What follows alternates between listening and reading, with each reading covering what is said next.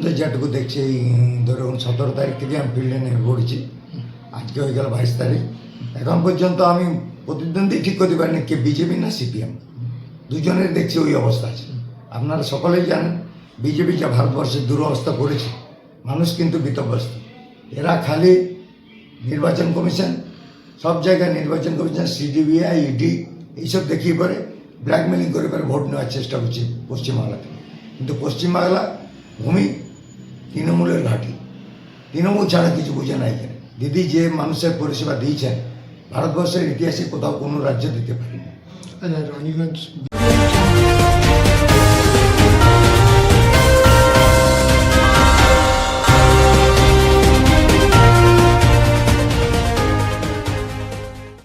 Vote জুতের দামামা বেজে গেছে। রাজনৈতিক দলের প্রার্থীরা এখন সবকিছু ভুলে জনসংযোগে ঝাঁপিয়ে পড়েছেন। তবে বিধানসভা ভোটে কোন প্রার্থী জিতবেন বা হারবেন তা সবাই ঠিক করবে রাজ্যের সাধারণ ভোটার। তারপরেও রাজ্যে বিধানসভার বেশ কয়েকটি আসনে লড়াইয়ের দিকে এখন থেকে নজর রয়েছে রাজ্যের ভোটারদের, কারণ এই সব বিধানসভা আসনগুলিতে নতুনদের প্রার্থী করা হয়েছে। তারই মধ্যে রয়েছে পশ্চিম বর্ধমান জেলার রানীগঞ্জ বিধানসভা আসনটি। এই আসনে এবার তৃণমূল কংগ্রেস নতুন প্রার্থী আঞ্চলের বাসিন্দা তৃণমূল কংগ্রেসের ব্লক সভাপতি কালু বরণ মণ্ডল, আর তিনি এলাকার একজন জনপ্রিয় মানুষ। বর্তমানে তিনি পশ্চিম বর্ধমান জেলা পরিষদের একজন কর্মাধ্যক্ষ। এছাড়াও তিনি তৃণমূল কংগ্রেসের অঞ্চল পঞ্চায়েত সমিতির সভাপতি সহ আরও বিভিন্ন পদও সামলাচ্ছেন। এবার তৃণমূল কংগ্রেস নেত্রী মমতা বন্দ্যোপাধ্যায় ও সর্বভারতীয় সাধারণ সম্পাদক অভিষেক বন্দ্যোপাধ্যায় রানীগঞ্জ বিধানসভার আসনটিতে তৃণমূল কংগ্রেসের প্রার্থী হিসেবে কালু বরণ মণ্ডলের উপর আস্থা রেখেছেন। কালু বরণ মণ্ডল রানীগঞ্জ বিধানসভা তৃণমূল প্রার্থী হতেই তৃণমূল কর্মী ও সমর্থকদের মধ্যে তৈরি হয়েছে ব্যাপক উন্মাদনা। ইতিমধ্যেই তিনি নিজের বিধানসভা এলাকায় কর্মী সমর্থকদের নিয়ে প্রচারে নেমে পড়েছেন। পাশাপাশি প্রতিদিন চলছে দলীয় কর্মীদের নিয়ে বৈঠক। তার এই ব্যস্ত সময়ের মধ্যে আমাদের প্রতিনিধিরা ভোটের হাওয়া জানতে কথা বলেন রানীগঞ্জ বিধানসভার প্রার্থী কালু বরণ মণ্ডলের সাথে। আলাপচারিতায় তিনি আমাদের যা বলেন তার থেকে একটা বিষয় পরিষ্কার, যে জয়ের বিষয়ে তিনি সম্পূর্ণ আশাবাদী। এবার শুনুন কি বললেন। পেয়েছি, আর আগামী দিনে বিধানসভায় যদি আমি নির্বাচিত হই, যদি কি মানে 100 বলা যায় না, 99% নির্বাচিত হওয়ার পজিশন আছে, তো আমি দলনেত্রী যেভাবে যে আদর্শে কাজ করে আমি সেইভাবেই দলের সঙ্গে কাজ করতে চাই। এবং আমাদের একটাই কাজ হলো পশ্চিমবাংলার উন্নয়ন। আগামী দিনে আমরা দলনেত্রীকে ভারতবর্ষের বুকে রাজনীতি করবে, ভারতবর্ষের উন্নয়নের দায়িত্ব দিতে চাই। আচ্ছা, এবার তো শুধু তো তৃণমূল না, বিজেপি আছে, সিপিএম আছে, আর সেও দাঁড়াতে পারে। আপনি কাকে প্রতিদ্বন্দ্বী মনে করছেন? আমি তো এখন পর্যন্ত যেটুকু দেখছি এই ধরুন 17 তারিখ থেকে আমি ফিল্ডে নেমে পড়েছি, আজকে হয়ে গেল 22 তারিখ। এখন পর্যন্ত আমি প্রতিদ্বন্দ্বী ঠিক করতে পারিনি কে বিজেপি না সিপিএম, দুজনের দেখছি ওই অবস্থা আছে।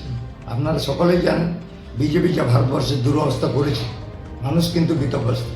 এরা খালি নির্বাচন কমিশন, সব জায়গায় নির্বাচন কমিশন, সিডিবিআই, ইডি এইসব দেখিয়ে পরে ব্ল্যাকমেলিং করে পরে ভোট নেওয়ার চেষ্টা করছে পশ্চিমবাংলাতে। কিন্তু পশ্চিমবাংলা ভূমি তৃণমূলের ঘাঁটি, তৃণমূল ছাড়া কিছু বোঝে না এখানে। দিদি যে মানুষের পরিষেবা দিয়েছেন ভারতবর্ষের ইতিহাসে কোথাও কোনো রাজ্য দিতে পারেনি। আচ্ছা, রানীগঞ্জ বিধানসভা নিয়ে কোনো কিছু চিন্তা ভাবনা করেছে নতুন কিছু? রানীগঞ্জ বিধানসভা মেনলি হচ্ছে জলের প্রবলেম। বাকি যে রাস্তাঘাট আছে যেগুলো আমাদের পথশ্রী স্কিমে এখন রাস্তাঘাট হয়, যেগুলো কিছু টেন্ডার হয়ে গেছে, কাজ শুরু হয়ে যাবে, আর কিছুগুলো টেন্ডার বাকি আছে সেগুলো হয়ে যাবে। রাস্তাঘাটের যে মেন জল সমস্যাটা, এটা কিন্তু মেন খালি ইসিএলের এর জন্য, ইসিএল কেন্দ্রীয় সরকারের এরা বিভিন্ন জায়গায় মানে প্রজেক্ট করে পারে, ওপেন কাস্ট করে পারে, এগুলো জলেরটা আরও লেয়ারটা নামিয়ে দিচ্ছে। এই জন্য আগামী দিনে জলের জন্য আমাদেরকে চিন্তা করার বিষয় আছে, যে নদীতেও ঠিকভাবে জল পাওয়া যাচ্ছে না এমন অবস্থা।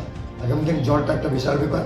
জলের যা পদ্ধতি হবে সরকারের দেওয়া উচিত, যে টাকা কেন্দ্রীয় সরকার পশ্চিমবাংলা থেকে লক্ষ লক্ষ টাকা, কোটি টাকা নিয়ে যাচ্ছে প্রত্যেক বছর জিএসটি বাবদ, কিন্তু রাজ্যকে দিতে হলে ওদের টাকা নেই বলে এভাবে ভাওতা দিয়ে পারে সব চিরদিন। 2014 থেকে ক্ষমতায় আসার পর থেকে এরা ভাওতা ছাড়া কোনো কিছু করছে না।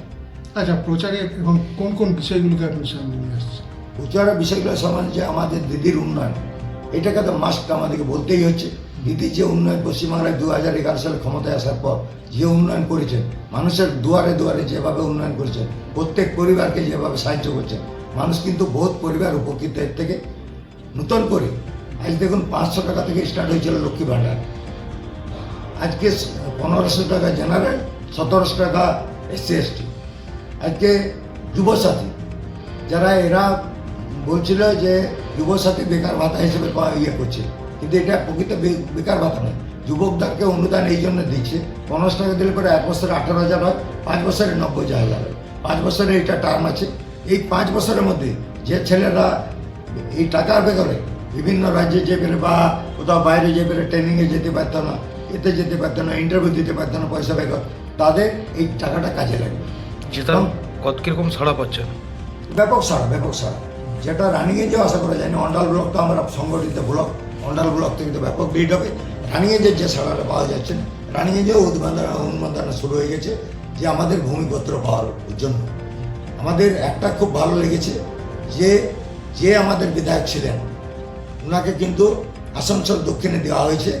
আসানসোল দক্ষিণ আগের বার আমাদের প্রার্থী সামান্য মার্জিনে হেরে যায়, তাপসদার উপরে গুরু দায়িত্ব পড়েছে যে ওই সিটকে ছিনিয়ে আনতে হবে। আমরা খুব খুশি যে তাপসদাকে ওখানে সিটটা দেওয়ার জন্য।